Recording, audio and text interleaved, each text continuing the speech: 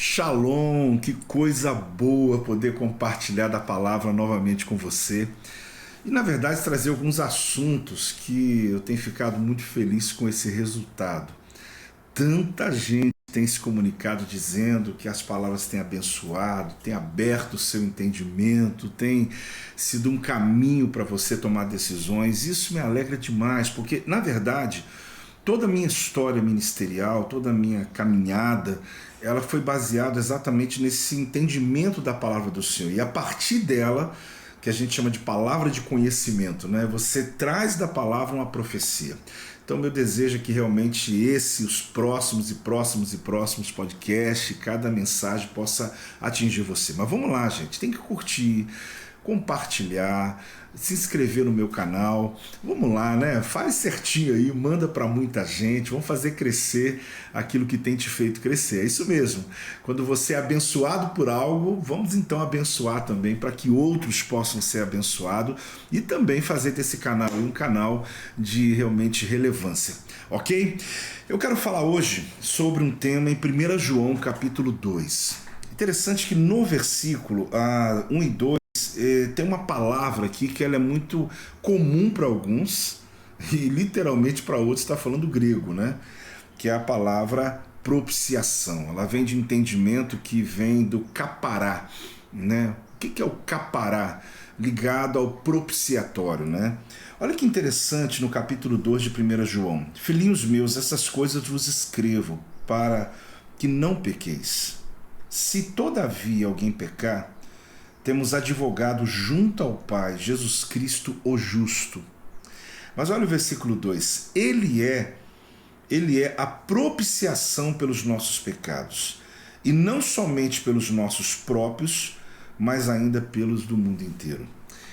É interessante, né? Porque João está utilizando aqui de um conhecimento completamente conectado ao Antigo Testamento. Claro que ele começa a falar sobre você não pecar, né? Se por um acaso você pecar, lembrar que você tem um advogado junto ao Pai, Jesus Cristo. Mas por que esse advogado ele pode ganhar a nossa causa? Por que ele pode ter argumentos, ou mais do que argumentos, para poder nos fazer vencer quando nós estamos errados porque nós pecamos? Aí ele vem e usa uma conexão com o Antigo Testamento chamado propiciação. Talvez você deve se lembrar que tem uma palavra chamada propiciatório e que vem de uma origem chamada capará. É exatamente a tampa da Arca da Aliança, onde ali dentro havia coisas que Deus não podia ver. Vamos falar sobre isso? Vamos entender um pouco o que João está trazendo para nós e o que esse conhecimento, não só da cultura hebraica, mas esse conhecimento, ele pode dar uma base maior para a tua fé, para a sua oração, para a sua confissão de pecados, e você compreender que não basta só, não se trata só da minha bondade, da sua bondade, mas daquilo que Cristo fez por nós. Então vamos lá, no Antigo Testamento, quando Deus deu a revelação a Moisés a respeito do tabernáculo, com detalhes, com a métrica, né, com detalhes importantes para que fosse feito, porque os detalhes do tabernáculo, tudo aponta para o Messias. A medida, os utensílios, a prática, o shabat e tudo mais. Mas a Arca da Aliança, ela carrega uma revelação extraordinária, porque Deus mandou esconder 3 coisas dentro dela. Não, Deus mandou guardar, não, Deus mandou esconder 3 coisas dentro dela. E exatamente esses entendimentos amplia você a compreender aquilo que João está falando aqui e outros evangelistas vão falar, e Paulo fala sobre a questão do perdão. Ali é interessante que essa caixa de madeira de acácia revestida de ouro, essa tampa de ouro que cobria essa caixa chamada a Arca da Aliança, com 2 querubins, né?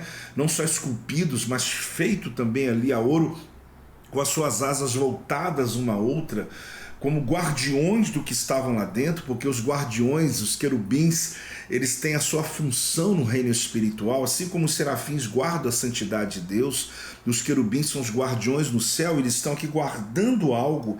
E é interessante que essa tampa que cobre uma caixa de madeira de acácia, ela está guardando 3 coisas que Deus não podia olhar, ou pelo menos Deus não podia se lembrar. essa maneira, né, essa antropopatia, né, que se usa na teologia de trazer valores humanos a Deus, é para a gente compreender essa dimensão de que Deus não vê além do sangue. Uma vez ao ano, no dia de Yom Kippur, um dia muito importante para a nação de Israel, o sumo sacerdote, o Kohen Gadol, ele fazia um ato muito importante. Tem vários detalhes embutidos nisso, mas eu quero lembrar apenas alguns que são importantes para esse entendimento. O Kohen Gadol, o sumo sacerdote, pegava uma pá e nessa pá ele colocava a brasa que era tirada do altar do santo lugar. Esse altar que queimava um fogo, uma brasa, que havia sido tirado do átrio, do altar do sacrifício, que por sua vez o próprio Deus tinha acendido o fogo. Compreende isso?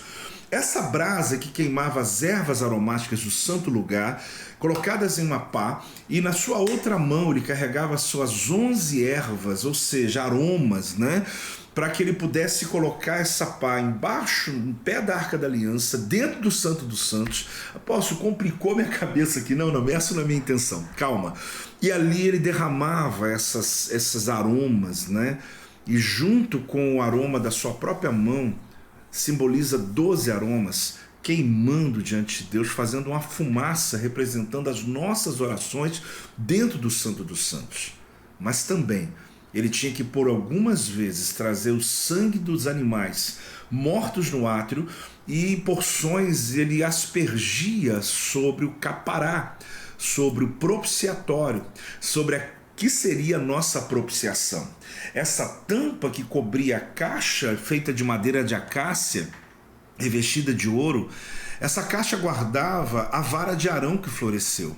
Essa caixa guardava o maná que não apodrecia, que ficava dentro de um pote. E essa caixa guardava as tábuas da lei, onde ali representava aquela revelação do Sinai, quando Moisés recebe 613 preceitos, mais em 10 mandamentos, onde é colocado dentro da Arca da Aliança. Mas o que tem a ver isso com o texto de 1 João? O que eu quero te mostrar é que esse pão que muitos disseram ser o pão vil, que eles não valorizaram, que o povo de Israel amaldiçoou, era exatamente a provisão no deserto. Isso foi guardado em um ambiente para que Deus não se lembrasse o dia que Deus trouxe a provisão ao seu povo e ela foi rejeitada. Ali nessa caixa havia as tábuas da lei, que não era a primeira, a principal, porque a primeira foi quebrada. E agora então, por causa desse bezerro de ouro, por causa da idolatria, foi necessário Moisés subir novamente ao Sinai, trazer novas tábuas da lei, mas essas foram guardadas nessa caixa. Para quê? Para Deus não olhar, Deus não ver, se Deus olhar, não enxergar. Mas como Deus não vai enxergar? Porque tem o sangue ali, e Deus não vê além do sangue. Isso não é apenas uma metáfora, é exatamente o entendimento do capará, do propiciatório, do que tampa aquilo que Deus não pode enxergar, para que Deus não se lembrasse do dia que ele trouxe a sua lei e o povo levantou um bezerro de ouro.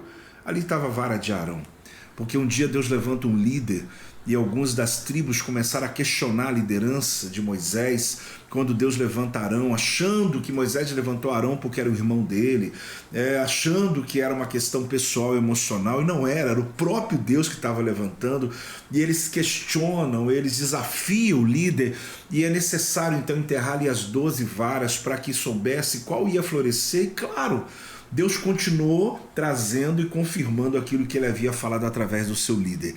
E floresceu a vara de Arão. Só que Deus mandou esconder para que não se lembrasse do dia que ele levanta alguém e houve um questionamento. Por que isso está tudo dentro de uma arca, dentro de uma caixa, coberta pelo propiciatório, pelo capará, exatamente cobrindo o que está lá dentro? Porque ali representa que Deus não vai ver além do sangue. No dia de Yom Kippur, quando o sumo sacerdote fazia esse ato da fumaça, do aspersão por 7 vezes do sangue do animal, ele ficava esperando lá fora, e o sumo sacerdote também, com a corda amarrada aos seus pés, para saber se Deus havia novamente perdoado, se a ira de Deus não viria sobre o povo. E novamente Deus olhou para a terra, viu tudo, mas não enxergou o que estava dentro da arca. Isso significa que o povo estava perdoado, que Deus não se lembraria daquelas 3 ações que precisavam ser quebradas. Mas, apóstolo, eu penso diferente. Sim, é por isso que eu estou lhe lançando aqui algo que talvez você possa dizer, mas eu nunca olhei desse ponto de vista. Sim, Quantas coisas você está ouvindo aqui e vai continuar ouvindo, que vai ampliar você o entendimento e você vai voltar na mesma leitura e vai dizer, peraí, deixa eu olhar isso agora com esse ponto de vista que eu estou recebendo aqui. Quando João diz, se você pecar, nós temos um advogado junto ao Pai, porque ele é a minha propiciação. Ele está dizendo que esse advogado não vence com argumentos, ele vence com sangue. E quando Deus olha para nós, ele não vai ver o seu pecado, ele vai ver a tampa, ele vai ver a propiciação, o capará, aquilo que protege você, para que não enxergue o que está dentro dessa caixa aqui. Essa é a misericórdia de Deus sobre a nossa vida.